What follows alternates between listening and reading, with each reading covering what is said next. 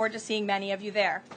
Finally, this morning, President Trump unveiled a health care plan for America called the Great Health Care Plan, and a video message detailing his solutions to lower costs for all Americans and significantly improve our health care system. The Great Health Care Plan will accomplish this through 4 common sense pillars. Number 1, permanently lowering prescription drug prices.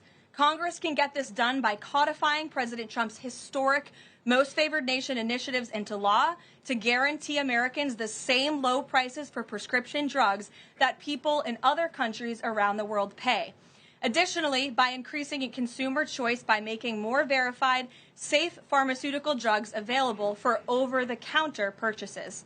Number 2, the Great Health Care Plan will stop sending big insurance companies billions in extra taxpayer-funded subsidy payments and instead send that money directly to eligible Americans to allow them to buy the health insurance of their choice. Additionally, by funding a cost-sharing reduction program for health care plans and ending kickbacks from pharmacy benefit managers to large brokerage middlemen. Number 3, the Great Health Care Plan will maximize price transparency by requiring any health care provider or insurer who accepts either Medicare or Medicaid to publicly and prominently post their pricing and fees to avoid surprise medical bills. This is an incredibly popular policy that has been bipartisan for many years, and President Trump is officially and firmly calling on Congress to get it done.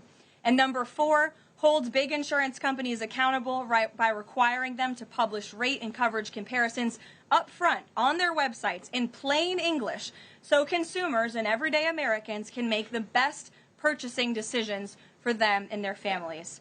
These are common sense actions that make up President Trump's Great Health Care Plan, and they represent the most comprehensive and bold agenda to lower health care costs to have ever been considered by the federal government. Congress should immediately take up President Trump's plan and pass it into law.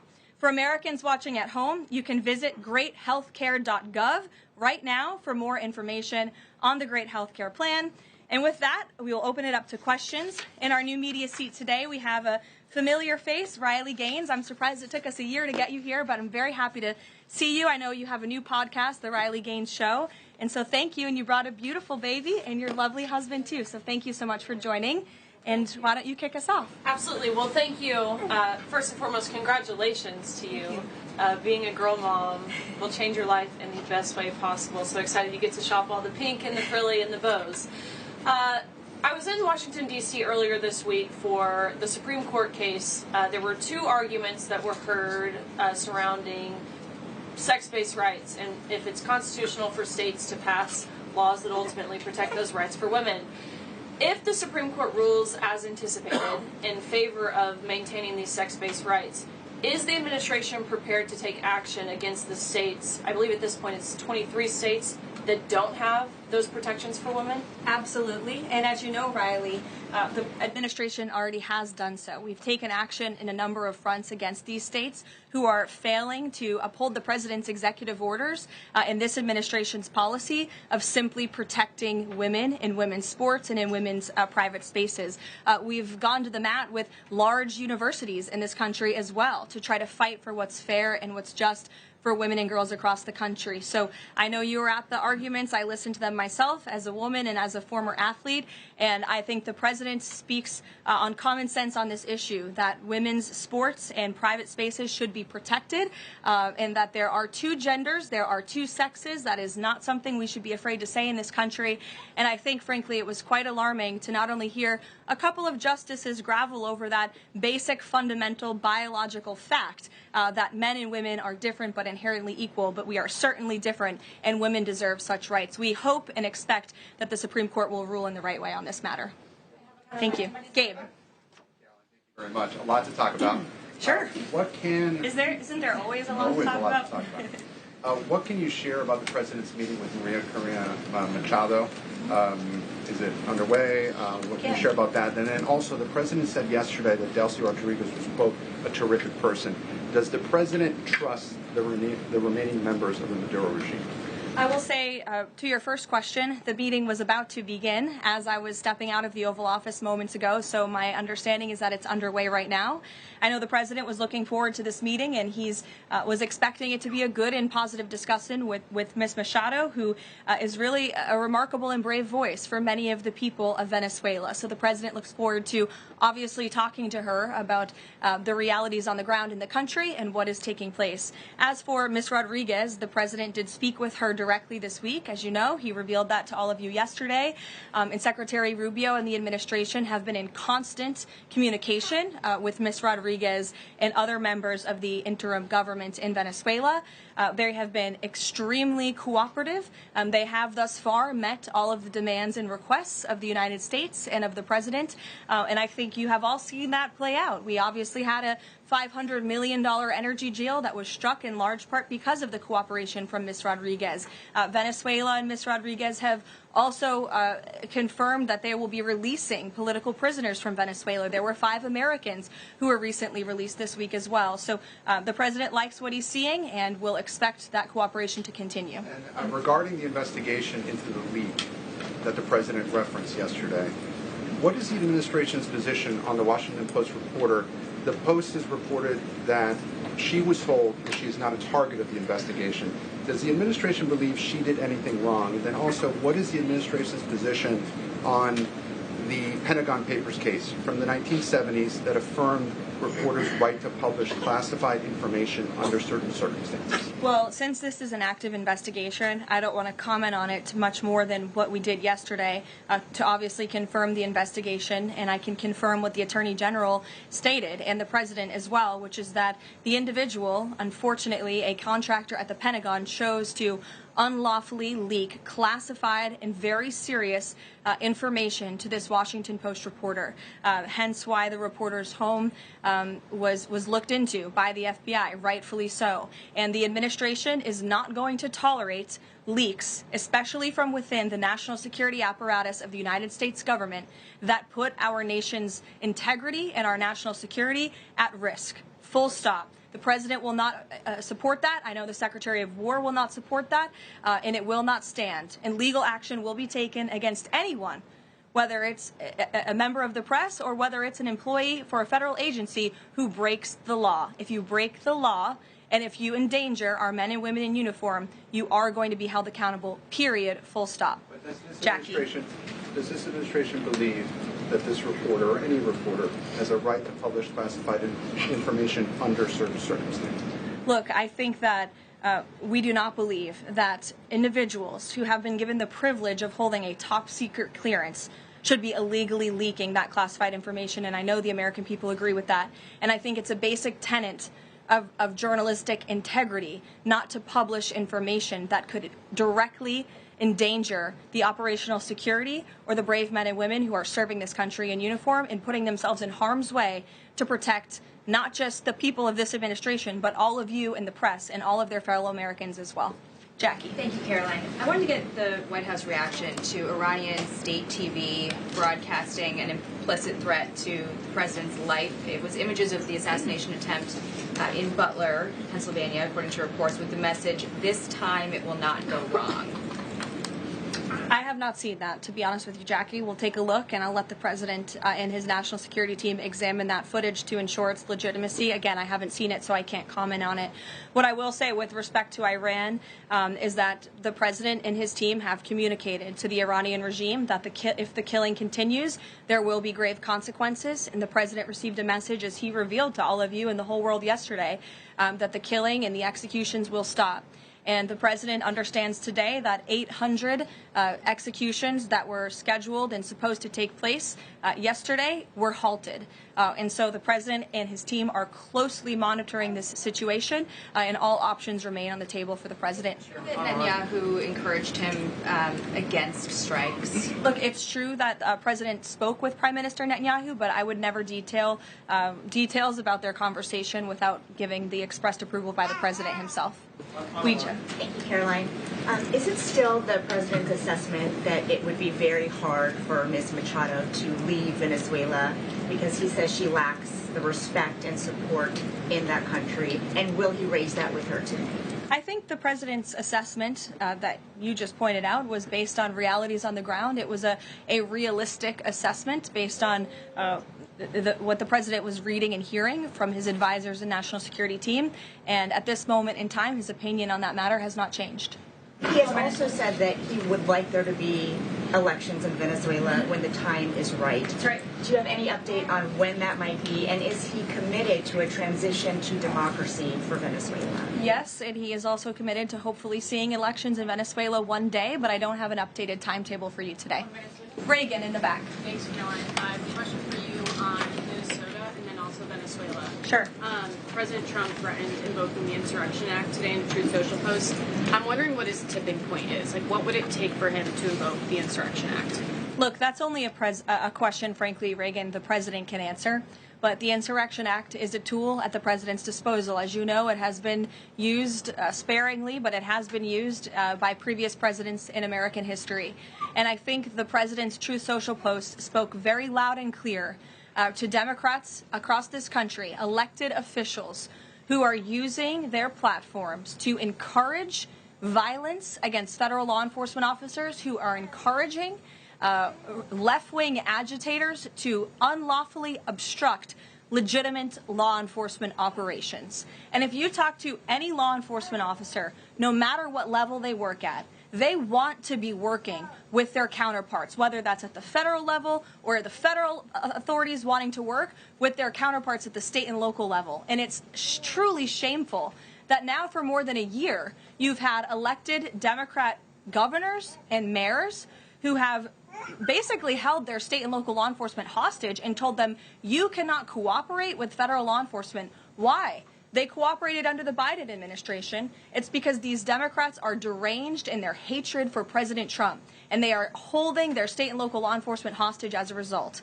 And these Democrat mayors and governors are doing this over what? Over the lawful and legitimate law enforcement operations to remove violent criminals from the streets of Minnesota, from the streets of California, from the streets of New York, and from the streets of every state across this country.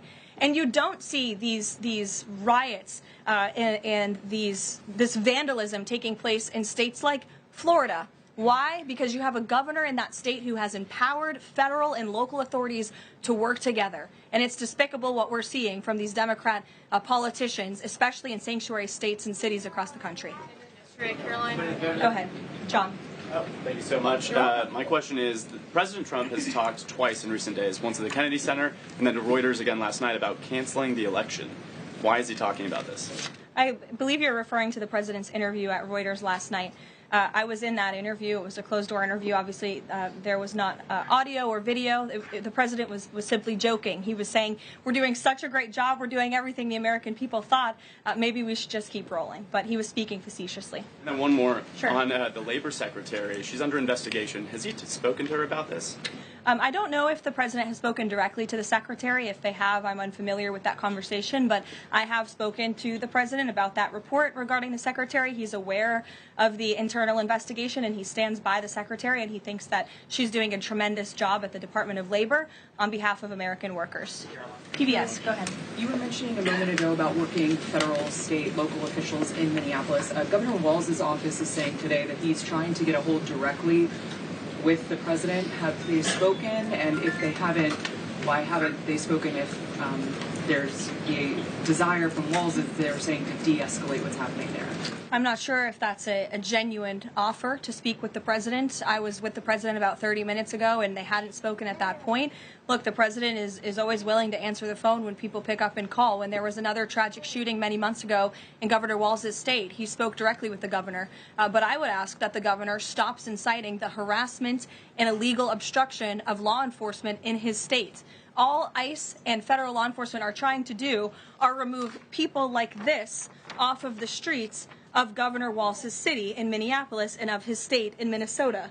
If you look at some of the individuals in this photo, these are all illegal alien criminals who came into our country under the previous administration. This is some of the most disturbing crimes you will ever read about. And there's only a few reporters in this room who will actually talk about these individuals. This is all ICE is trying to do. They are trying to remove people like this from Governor Walz's state. And so, yes, he should pick up the phone and he should say that he will cooperate with this president and with the federal government in making Minnesota safer, because that's all President Trump and his administration want to do.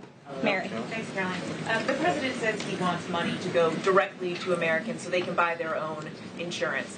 How exactly would this work? And can the president assure Americans that this will be enough to cover their health care costs? So this is the second principle in the president's health care plan, lowering insurance premiums specifically and ensuring that that money is going directly back to the American people and cutting the kickbacks that then raise those premiums. So this plan, once put into legislative text and passed by Congress and sent to the president's desk, will stop sending big insurance companies billions of an extra taxpayer-funded subsidy payments and instead send that money directly to eligible Americans to allow them to buy the health insurance of their choice through, you may have heard it be referred to as health savings accounts.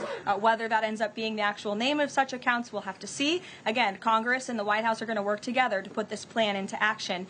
And then secondly, the Great Health Care Plan will fund a cost-sharing reduction program for health care plans, which will save taxpayers at least $36 billion and reduce the most common Obamacare plan premiums by over 10%, and that's according to the Congressional Budget Office. 20 million Americans in recent weeks have seen their health care costs soar. Can he assure them that if this plan is put in place, that they will be able to cover those costs? If this plan is put in place, every single American who has health care in the United States will see lower costs as a result. They will see more transparency.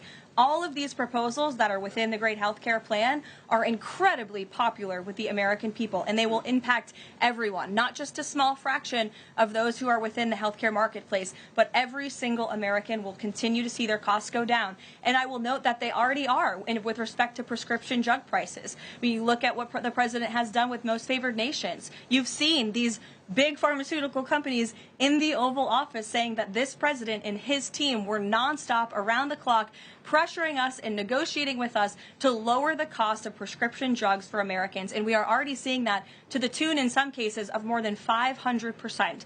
And that Trump RX website is something that the administration will be formally launching very soon, so Americans will have access to those lower costs of drugs. Josh. Thank you. The president has called on credit card companies to lower the cap rate to 10% effective the 20th next week. If they don't do that, what's his... what'll he do? What's the threat? Well, tariffs? No, I'm just kidding. The president certainly has an expectation, Josh, that the credit card companies will do this, just as he did with the pharmaceutical companies, that they will lower costs for American consumers. I don't have a specific consequence to outline for you, but certainly this is an expectation and, frankly, a demand that the president has made. Can you give us an update on the Fed? Sorry. There was some reporting from, I think, Fox Business that Rick Reeder had an interview this week scheduled. The president's indicated he's already made a selection, or at least he's settling on someone. Where is he in that process, and when can we expect an announcement? Is he still doing interviews? Look, the president is in the same place as you all have been asking about this for many, many weeks. He's in a decision-making phase. There are a few people who he likes very much for this job, maybe less than that. The truth is, like with all decisions, it's a decision for the president to make. And he said to Reuters in that interview last night that he thinks he'll be finally making that decision in the next couple of weeks. So we will see. And very quickly, there's been some criticism from other governments about Grok and XAI, the Twitter AI bot, and things it's been doing to manipulate images, including whether that would violate the Take It Down Act that the First Lady has supported. We've not heard from this administration on it. Elon Musk says that they've disabled that, but I wanted to ask you whether the administration has a position and whether that's something that you will be pursuing, or whether the president has talked to Mr. Musk about that. Yes, I will talk to the Office of Science and Technology, and we will get you a firm statement and answer on exactly where the administration stands. I don't want to speak on that without speaking with the experts on it. Caroline? Yes. Just to follow up on the health care plan, one of the things in the Affordable Care Act was coverage of pre-existing conditions. Is there any discussion or inclusion on that issue in the president's plan? The president's plan that he outlined today will have no impact on individuals in this country with pre-existing conditions. Obviously, that's a continued conversation that the White House will have with Congress, but that's not the president's intention with the great health care plan. Caroline. Go ahead. Thanks, Caroline. 2 questions on Minneapolis. And then you. Go ahead. Thanks. 2 questions on Minneapolis, one on the ICE agent, the other on the rioting. I believe last night there were protesters or rioters that rifled through an FBI car, took weapons.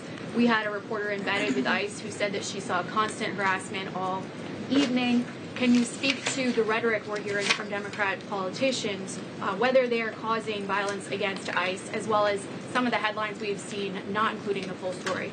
Yeah, I mean, to your first point, I think I've addressed that these Democrat governors and mayors in not just Minnesota, but in states across the country are essentially, they've referred to ICE agents who, again, are brave men and women. And I would encourage everyone in this room, and I would encourage Governor Walz and other Democrats who are demeaning law enforcement to sit down and have a cup of coffee with an ICE agent or a Border Patrol agent. These are great, patriotic men and women who have families, who put on the uniform every day and are following our nation's immigration laws at the direction of their bosses and again, at the direction of the law. They are simply trying to enforce the law. And the Democrat Party has demeaned these individuals. They've even referred to them as Nazis and as the Gestapo. And that is absolutely leading to the violence we're seeing in the streets. If you look at some of the images out of Minneapolis last night, look at this vehicle. Look at what it says. It says F ICE. You have these individuals who are putting their middle finger, proudly so, at the camera. Another ICE a vehicle that was vandalized last night by these left-wing agitators. People don't do this without encouragement from people in power who make them feel like it's okay. Here's another one. And I'm pretty sure this car, you can't see it, said the best agent is a dead agent or something to that effect. This is despicable rhetoric that we're seeing, and the media is absolutely complicit in this violence because if you look at the headline from CNN, protests erupt after federal agent shoots man in Minneapolis, that is not the story, that is not the truth. If you actually want to know the truth, you can look at what the Department of Homeland Security released, which is that this ICE agent was executing a targeted operation against a Venezuelan illegal alien who was unlawfully present in the country, who fled by car and then fled by foot. And when this ICE agent tried to detain the individual, 3 more of his comrades came rushing out of a house and started ambushing and attacking the ICE agent. They used a shovel or a broom to smash his face in. And so, yes, that agent had to use self-defense and take up his weapon to protect his own life. That is what's happening on the streets of Minneapolis. That's what's happening on the streets, unfortunately, of these Democrat-run cities and states where you have elected officials who are encouraging such violence against our brave men and women in law enforcement. Thank you, Caroline. 2 questions. First, a follow-up on one of my colleagues who asked you about the president's interview with Reuters. You said that he was joking about canceling the elections, but Americans for generations have fought and died for democracy, for this democracy. Are you saying that the president finds the idea of canceling elections funny? Andrew, were you in the room? No, you weren't. I was in the room. I heard the conversation. And only someone like you would take that so seriously and pose it as a question in that way. And then second, Caroline, Thank you, Caroline. Senator Elizabeth Warren said that the president called her earlier this week to discuss caps on credit card interest rates. I'm curious, would the president work with her and other Democrats in Congress on a legislative fix to this issue? I think the president would work in good faith with anyone in Congress for a good legislative fix that would benefit the American people. And that's precisely why he called Senator Warren earlier this week on that matter. Thanks, Caroline. Earlier, you were just defending ICE agents generally, and earlier on, Secretary Noem spoke to the media, and she said, among other things, that they are doing everything correctly. 32 people died in ICE custody last year. 170 U.S. citizens were detained by ICE, and Renee Good was shot in the head and killed by an ICE agent. How does that equate to them doing everything correctly? Why was Renee Good unfortunately and tragically killed? Are you asking me my opinion? because an ICE agent acted recklessly and killed it unjustifiably. Oh, okay. So you're a biased reporter with a left-wing opinion. What do you want me to do? Yeah, because you're a left-wing hack. You're not a reporter. You're posing in this room as a journalist, and it's so clear by the premise of your question. And you and the people in the media who have such biases but fake like you're a journalist, you shouldn't even be sitting in that seat.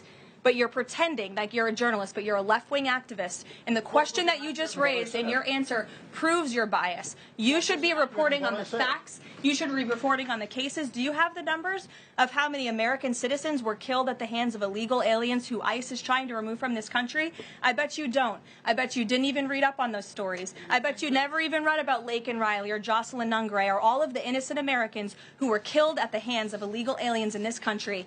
And the brave men and women of ICE are doing everything in their power to remove those heinous individuals and make our communities safer. And shame on people like you in the media who have a crooked view and have a biased view and pretend like you're a real honest journalist. Kelly. Two quick questions on Iran. I wanted to ask first, just if you can say, how close was the president to potentially launching strikes last night, and was it the Gulf states that convinced him not to do that, as some in the region there have said? Well, look, Kelly, I know there's been a lot of speculation in the media about what the president is going to do at any given moment or any given night. And I would say a lot of these stories, to be honest with you, I've been reading them, and they've been based on anonymous sources who are pretending or guessing to know the president's thinking. The truth is, only President Trump knows what he's going to do, and a very, very small team of advisors are read into his thinking on that. And as I just told you, he continues to closely monitor the situation on the ground in Iran. And as we saw yesterday, he had heard that the killings and executions would stop. And we have seen 800 people, their lives have been spared as a result of that. The president continues to closely monitor, but also keep all of his options on the table. Karoline, two separate questions. Sure. On the Machado meeting first, what is it that the president feels that he needs to hear from her or from the opposition party that he hadn't heard prior to today, or he wanted to hear in the meeting, to be able to convince him to commit to some sort of a timeline for elections? I'm not sure the president is going into such the meeting with expectations like you just laid out, Fran. I don't think he needs to hear anything from Ms. Machado. I think generally this is a meeting that the president was willing to take and willing to accept, to meet Ms. Machado in person and to just have a frank and positive discussion about what's taking place in Venezuela. That's all. And on the subject of Greenland, Jeff Landry, the president's special envoy for Greenland, wasn't in the White House meeting yesterday. Can you say why that was and what exactly the role he is playing in these conversations about acquiring Greenland? Well, the Vice President and the Secretary of State were present for that meeting, and the meeting, it was a productive meeting. It was a good meeting, and in that meeting, the two sides agreed to really establish a working group of individuals who will continue to have technical talks on the acquisition of Greenland. Those talks will take place, I'm told, every 2 to 3 weeks, so this is a conversation the administration intends to keep having with the Danes and with the respected delegation from Greenland. But the president has made his priority quite clear. He wants the United States to acquire Greenland. He thinks it's in our best national security to do that. There have been multiple instances of American citizens being detained by ICE, and I'm wondering what the administration is asking the agency to do. What steps is the administration asking the agency to take to ensure that Americans are not wrongly arrested? Obviously, ICE is focused on detaining individuals who are unlawfully present in the country. And there have been hundreds of thousands of illegal aliens who have been arrested and detained and deported from this country by ICE over the course of the last year. And that's their intention, and that is their goal. Elizabeth. Thank you, Caroline. One follow-up on Greenland. Europe reportedly sent troops over there. Does that change at all what the president is doing on this? And then a second question. Yesterday, in a Senate help hearing, Senator Josh Hawley repeatedly asked a doctor if men can get pregnant, and she did not directly answer that. What are your thoughts on that? Well, to your first question on Greenland, I don't think troops in Europe impact the president's decision-making process, nor does it impact his goal of the acquisition of Greenland at all. To your second question, I mean, anyone in their right mind with common sense who's speaking honestly and candidly will say that men cannot get pregnant. And I think I can attest to that myself. So thank you all very much.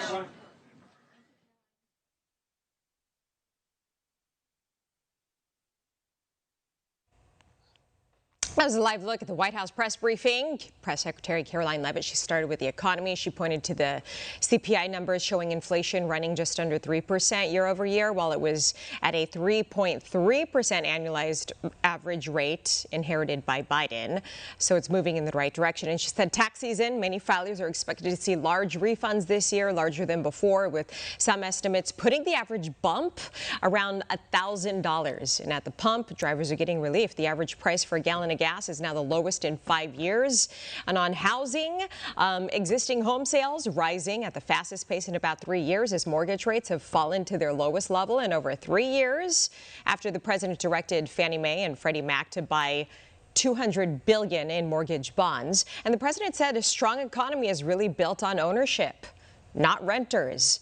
And on health care, the administration rolled out its great health care plan focused on lowering prescription drug prices, cutting taxpayer subsidies to insurance companies, and instead giving that money directly to Americans to buy their own insurance. The plan will also increase price transparency, give consumers clearer cost comparisons. And lawmakers are being urged to act on that. For more information on the plan, you can visit greathealthcare.gov. Now, the actor Timothy Busfield is being held in a New Mexico jail without bond as he faces child sex abuse charges. Here's more.